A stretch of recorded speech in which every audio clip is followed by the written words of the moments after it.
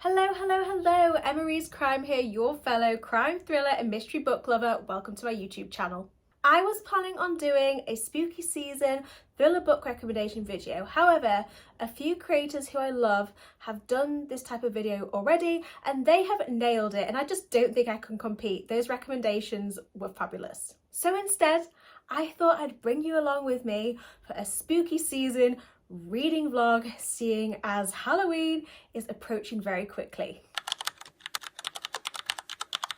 So to kick off this reading vlog, I have started with How to Survive a Horror sequel by Scarlett Dunmore. This is book 2 following How to Survive a Horror Movie. I don't want to tell you too much about the plot of this book and end up spoiling book 1 in case you're planning on reading it, but if you're a fan of teen slasher movies, then this book series could well be for you. I'm about 20% of the way through so far, and so far, so good.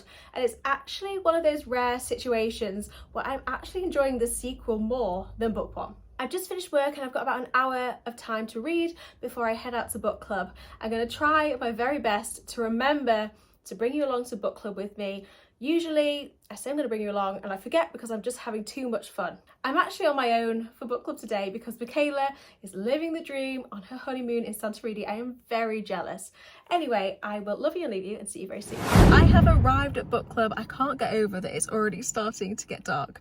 I don't normally like this time of year because I'm just a huge spring, summer gal, but obviously this time of year now is different because obviously it's the build up to meeting my little one, so I'm really embracing it this year and I'm hopefully going to be a spooky season convert. Anyway, let's go to book club.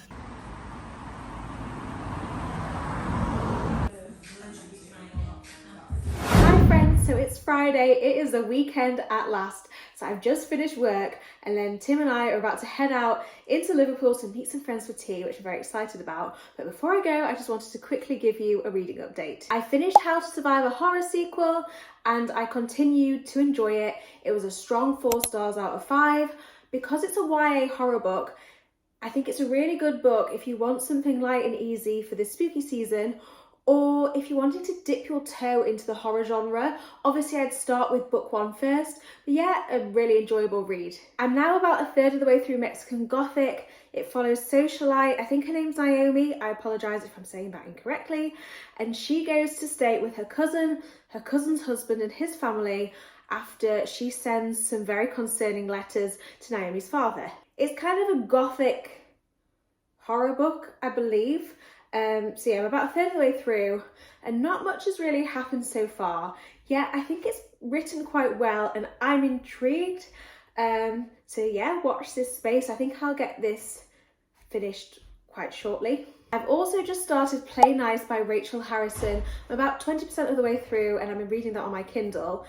She writes sort of feminist horror books, but they're quite light and easy. I do find that she's quite hit and miss, but so far this is a hit. It follows 3 sisters and their mum dies, their estranged mum dies, and they grew up in a haunted house.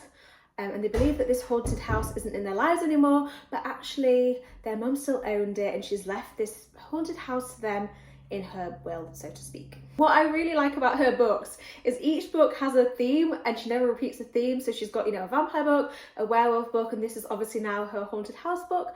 So yeah, I've been reading this on my Kindle and I will keep you updated when I finish it. Tim's just told me that we've got some ducks outside and we've not seen them for ages. They've kind of abandoned us. So I'll quickly show you the ducks and then I'm gonna go and head out for some dinner. Good morning, my friends. So I'm not going to be doing much reading today because I'm taking my friend for her birthday to do the Great Manchester Bake Off, which will be really fun. I made some progress last night with the Rachel Harrison book and I've just clicked that the premise actually reminds me, excuse me, a little bit of Home Before Dark by Riley Sager. Obviously they have the haunted house trope and both parents in both books have written a book about their experience with the haunted house. Also, I'm finding this book quite creepy. It's giving Incidents Around the House by Josh Malerman vibes. I've read most of her books and they've not creeped me out, but this one is definitely great for spooky season. It's a bit freaky reading it on my Kindle as I go to bed. Anyway, so I'm gonna set off and collect my friend and I'll see you guys later.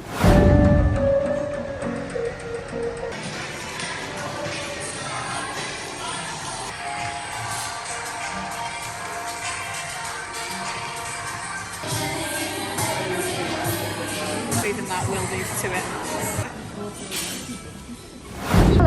friends, it's been a few days and I have a bit of a reading update for you. So I finished Play Nice by Rachel Harrison on my Kindle.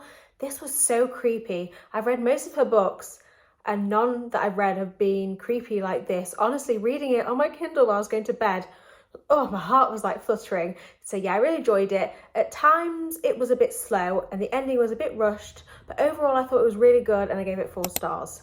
Then on my Kindle, I was torn between Heads Will Roll and The Lamb. So I obviously took it to Instagram to do a poll and The Lamb won just. So I started that last night.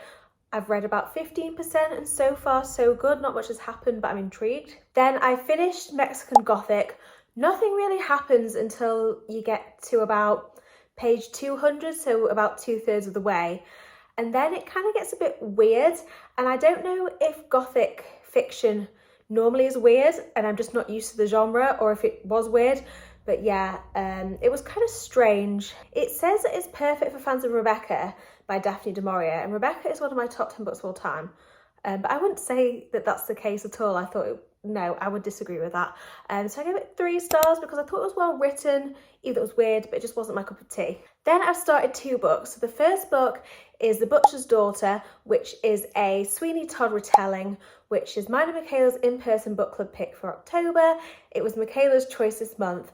And because it's kind of historical crime, historical elements are not my favourite, so I thought I'd start early and see how I get on, so I'm not rushing it last minute before book club. To start off with, I really wasn't enjoying it, but I've gotten to about 20% of the way through so far, and the more I read, the more it is improving. It's sort of told through letters and newspaper clippings, so kind of mixed media, so I do like that. But I feel like we're not getting much about Mrs. Lovett yet, but it's still early days. I'm also about 2/3 of the way through The Intruder by Freida McFadden. Honestly, it was such a pinch me moment getting this book before it was released. I couldn't believe it. I feel incredibly lucky. I went to Asda on my lunch break yesterday and actually it was there already a week early, so that was really exciting to spot it. So far, this is all right. I feel like she's trying to do something different and she's trying to go for sort of like creepy atmospheric vibes. So yeah, it's okay so far. It's not my favourite of hers, but it is good for spooky season, I guess. I've just finished work and I'm heading out to Pregnancy Pilates, and usually I bring you along with me on my evening daytime excursions. However, nobody wants to see me trying to do Pregnancy Pilates. It is not a pretty sight, so I will see you in a couple of days with another reading update. Also, I completely forgot to tell you that obviously I brought you along with me to the Great Manchester Bake Off. I would thoroughly recommend it. It was fantastic. The cafe was really nice if you want to grab snacks, and the whole experience was brilliant. So if you're looking for a fun activity to do, or like a activity style gift for a friend, then I'd really recommend it. The cake was delicious. Hello everybody, I don't know if you can hear the wind, but Storm Amy is not messing about. This weather is absolutely crazy. I am not leaving the house today, absolutely no way. So I've got a little reading update for you. So I finished The Intruder by Freida. Initially I wasn't sure because it felt a bit different to her usual stuff. Obviously it was very creepy and atmospheric, and I don't know if she was just trying to do something different and it wasn't working. I wasn't quite sure. However, the more I read on, the more I enjoyed it, and the more it felt like a traditional standard Freida book. The second half in particular really turned itself around. There were some really good twists in the usual Freida style. And yeah, I actually ended up really enjoying it, and I gave it 4 stars out of 5. I have very nearly finished The Lamb, which is safe to say I have not enjoyed that as much as The Intruder, but I'll give you more of an update on that when I finish it.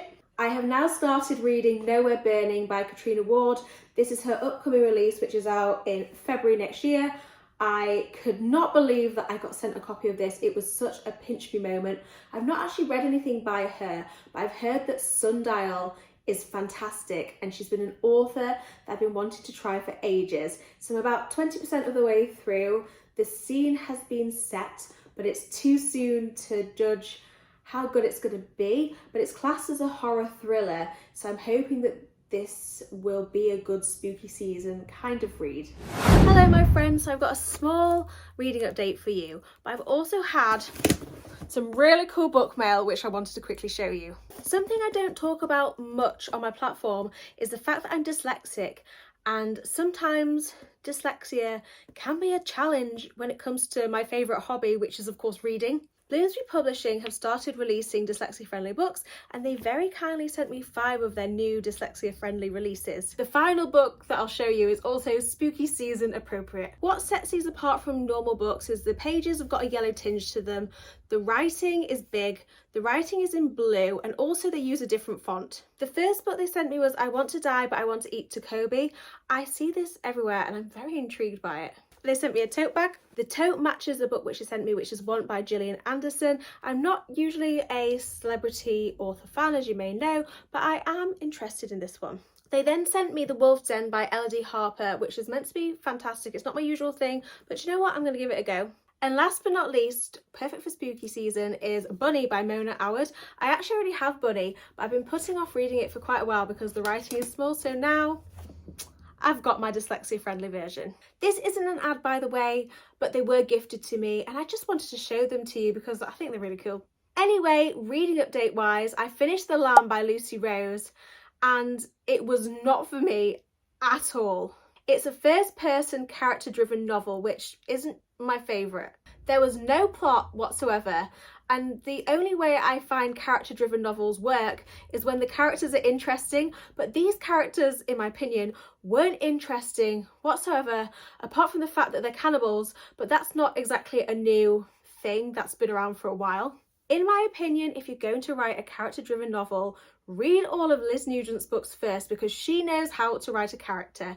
So yeah, The Lamb was not for me whatsoever, 2 stars. I then started We Live Here Now by Sarah Pinborough. I was going to wait to read this next year when it's released in paperback, but it's currently in the 99p Kindle deals. It's about a married couple that moved to a house and the wife, main character Emily, has just recovered from a coma, and some creepy things are obviously happening in the house. I'm about 50% of the way through and to be honest, I'm not impressed. I'm not loving it. It does have short, punchy chapters. However, I'm finding it slow. This book should be perfect for spooky season, yet I feel like she could take it further with the creepiness. It's nowhere near as creepy as Play Nice by Rachel Harrison. So far, I've come across 3 POVs in the story. The wife, Emily, the husband, I've forgotten his name. That's not great, is it? And then the third point of view is from a raven, as in like a bird, which I'm finding very bizarre. I'm halfway through both The Butcher's Daughter and Nowhere Burning. I will give you a full review when I finish them in a few days. Hello everybody, so I have a very exciting weekend planned. So Tim's just finishing up getting ready. I don't know if you can hear the shower, but then we are heading out to Michaela from What Michaela Reads and Amy's wedding party. A few people from book club are going to be there, along with some bookish friends, including Carly from the Pastel Bookshelf, Ashley, Sarah and Jade, so I'm so excited to catch up with them. It's going to be such a wholesome evening. And then tomorrow we're all meeting up in Liverpool and obviously we'll be doing some book shopping, so I'm going to bring you along with me if I remember, which I'm going to try very hard to. I finished We Live Here Now by Sarah Pinborough. I think I kind of covered my thoughts on it earlier. Not really my cup of tea. I didn't hate it, but yeah, it just wasn't what I was expecting. I've seen loads of rave reviews about it. Maybe I've read a different book to everybody else, so I gave it 2.5 stars out of 5. I gave it 3 stars, not 2.5 stars, sorry, ignore me. I then also gave 2.5 stars to The Butcher, which is mine and Michaela's in-person book club pick. It was really hard to give this a star rating because I didn't enjoy the first 260 pages and I would have DNF'd it had it not have been a book club pick. However, I did quite like that it was told in a mixed media style format. And then I actually ended up loving the final 140 pages. So yeah, I feel like 2.5 stars kind of felt right. One of the reasons I don't tend to like historical books is the language used, so I wasn't a huge fan of that, but that's a me dyslexia problem. If you're a fan of gothic historical thrillers stroke horror books, then you'll probably love it. So yeah, it just wasn't really my thing, but I'm glad I read it and tried something a bit different. Anyway, so that's enough from me, so I'll bring you along to this weekend's events And then tomorrow, after we've book shopped, I'll let you know my thoughts on Nowhere Burning by Katrina Ward. And then I'm going to end the vlog because I would like to get this out next week.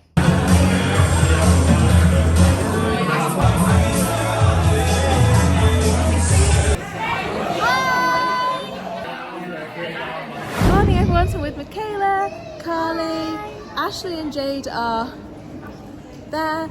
Yes, we're doing some book shopping. Michaela is a trooper for coming out because it was her wedding party yesterday. I texted Emma at 2:30 in the morning, being like, if you don't hear from me in the morning, just go without me. And I'm here, guys. I'm literally here. I've got no voice. With half a voice, but yeah.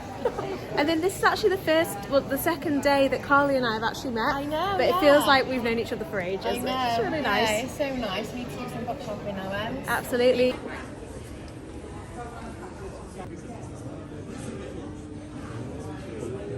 We're on our way to the works now. We had success. Carly was disappointed though. I have got 3, but I wanted more like 33. Fair.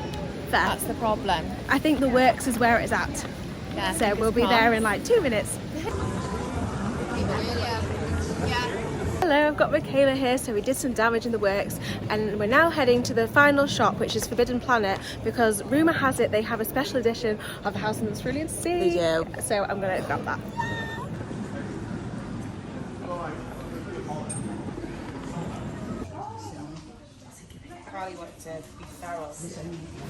I'm back from Liverpool. I had the most wholesome day with everybody, and of course some damage has been done, so I'll quickly show you what I bought.